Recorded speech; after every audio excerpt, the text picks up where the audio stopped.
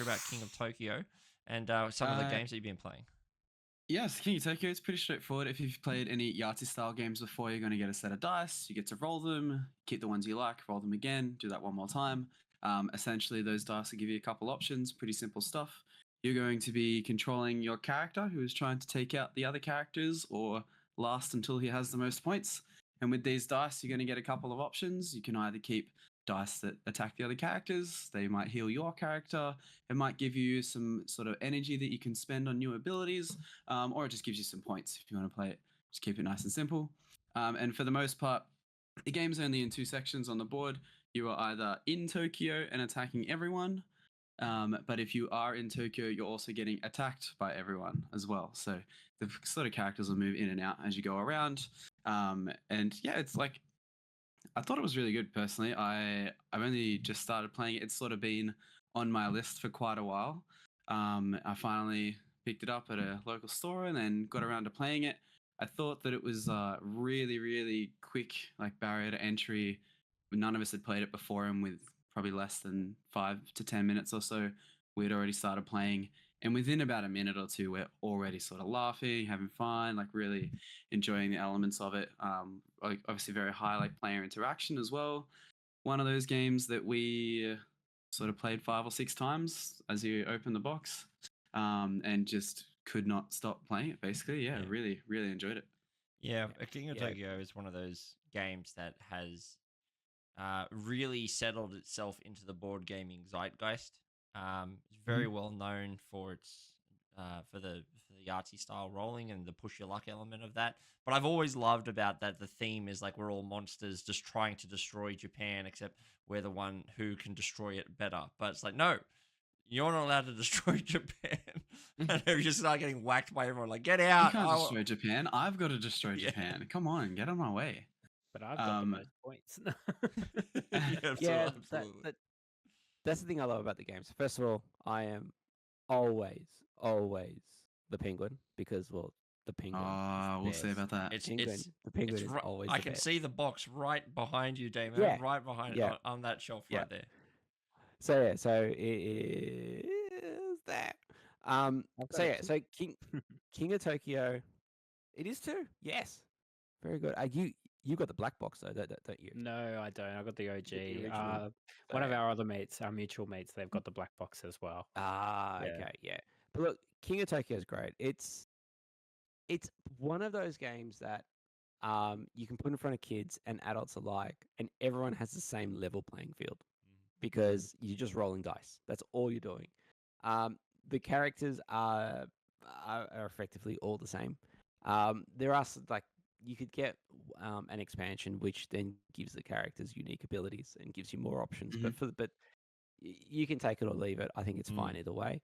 But in its purest form, it's great. It's just you're rolling dice. You're turning around to your mates or your kids, and you're saying, "I'm going to go into Tokyo this time. You're all going to get smacked in the face by me. It's going to be amazing." And then the best part is the moment the very next person hits you, even if they hit you once, you go, "Yeah, I've had enough. I'm going to jump out of Tokyo." No, but when you vacate Tokyo, the person who hit you has to go into Tokyo, and so you get this really great bit of tension where sometimes someone has no choice but to hit you because on the third roll, that's what's left, and they may only have 1 health. And you've just gone, yeah, I think you should go into Tokyo Yeah, now. I might just jump out. Yeah, that's the strategy behind it. Yeah, no, I've played this a lot with large family groups as well. I found it teaches the mechanic of, this is health and I lose health. Like that as an introductory to board gaming is, a learning moment, like that's, I know a lot of people play video games and stuff, but a lot of people don't, like a lot of kids don't. Well, nowadays they do, but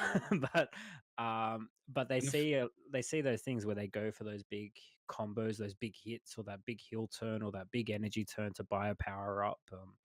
So it's really cool when you see someone pull those things off, even if it's not even yourself. You're just like, wow, I'm impressed. That was great. Yeah, definitely. I feel like it's good the sort of levels of familiarity in there. Like obviously very similar to Yahtzee style mechanics. So any older generations that would be looking to try out a new game, this is something that I once we get past like the basic card games and like let's try something a little bit different. Like this is something you're not going to have to learn too many things.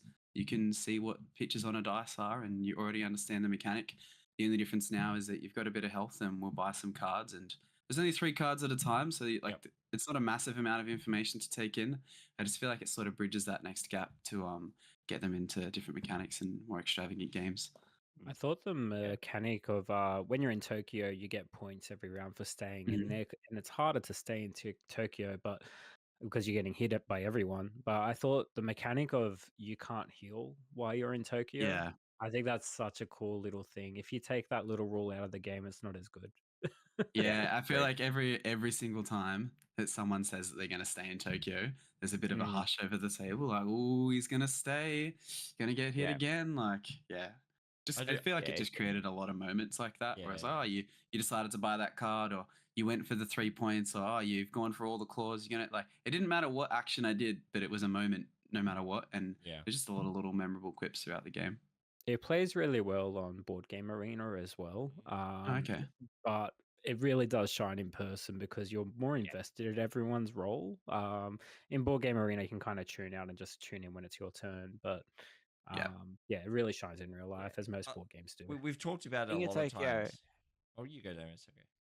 I was just going to say, King of Tokyo is one of those few family games that has stand-up moments where it's like someone knows this is like the do or die. You'll say, yeah, that's right. You say you have to roll 4 claws, and the whole table stands up.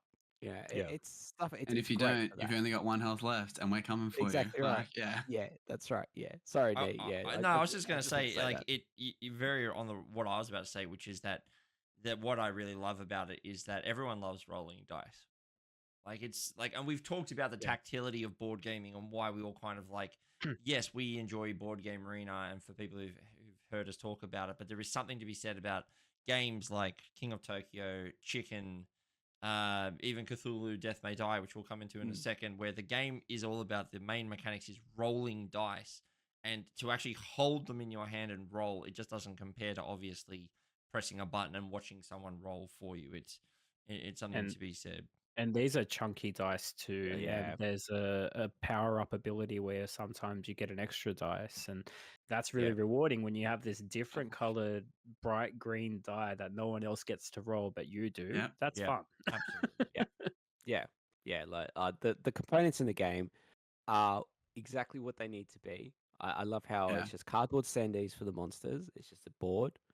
You get little green tokens that for the like your power sort of the tokens that you use as your income for purchasing cards. But the most important part that they've gone all out on are the dice. So it's just this weighted chunky dice, just perfect. They've done such a good job with this game. For such a common component to have in a game, I still feel like it's a unique component in there. I don't feel like I've ever seen anything like it, and it's just dice. Like we've touched on this when we spoke about it in a previous episode as well, but the designer Richard Garfield is the guy that did Magic the Gathering. It's a completely different vibe. Like it blows your mind when you see designers do such different works like this and are still successful.